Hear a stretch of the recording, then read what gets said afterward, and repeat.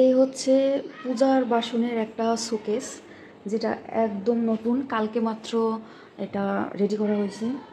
তো এখানে আপনাদেরকে দেখাই যে এখানে কি কি আছে। উপরে সব হচ্ছে ঘটি আর হচ্ছে তাগারি। আমাদের এখানে এটাকে বলে তাগারি। তো এখানে আছে সব হচ্ছে কলসি, ঠিক আছে। এখানে আছে কলসি, আরও কিছু কলসি বাইরে আছে যেগুলো আজকে পূজায় লাগবে, তাই এগুলো রাখা হয়েছে। আর এখানে আছে হচ্ছে সব একদম ওই যে পিছন সাইডে সারি করে রাখা হয়েছে থালা। আর এখানে হচ্ছে গ্লাস, এখানে হচ্ছে তামার টাট, আর এই হচ্ছে সব পিতলের বাটিগুলা।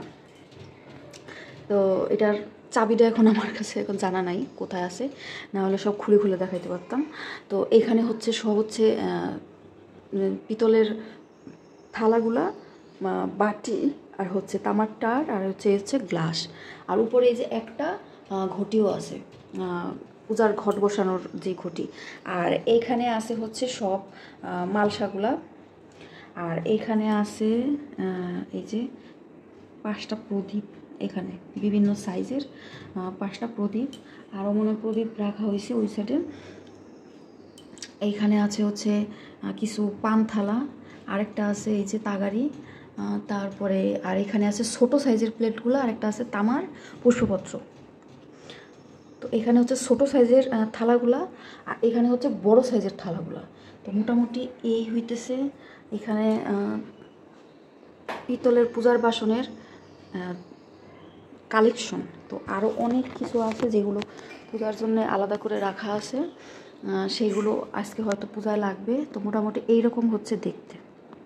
তো এইখানে এই যে এটা হচ্ছে সিঁড়ির উঠতে, এইখানে এই যে একটা মানে ওই যে কী বলে পিলার। তো এখানে হচ্ছে পিলার পড়ছে বিল্ডিংয়ের। তো আমি দেখাই নিচের থেকে, তাহলে বুঝতে পারবেন। এনে তো এই হচ্ছে সিঁড়ি, আর এই যে এই সাইডে এই যে পিলারটা পড়ছে, আর পিলারের উপরে মোটামুটি প্রায় অনেকটা জায়গা, এই যে তো প্রায় অনেকটা জায়গা। তো সেই জন্য হচ্ছে, আর এখানে হচ্ছে বাইরের দিকের জানালা। আর এটা মোটামুটি এই যে পিলারটা এতখানি পর্যন্ত পড়ছে, আর এই যে দরজা। তো এই পিলারটার এই কাজে লাগানোর জন্যে এই সাইডটা তো খুব একটা কাজে লাগবে না, এই সাইডটা এই জন্য ভাবছে যে এইখানে একটা ওয়াল শোকেস করলে, এই যে এটার ওয়াল শোকেসটা হলে এইভাবে করছে। ওই যে ভিতরে কিন্তু ওয়াল, ঠিক আছে, শুধু এই ফ্রেমটা করে বাইরে কাঁচ লাগায় দেওয়া হয়েছে। আর এই যে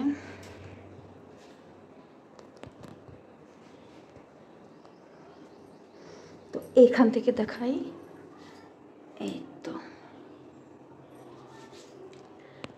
এই হচ্ছে এটার মূল ডিজাইনটা, মানে একদম সিম্পলের মধ্যে খুব সুন্দর হয়েছে, মানে একটা ওয়াল শোকেস হয়ে গেছে।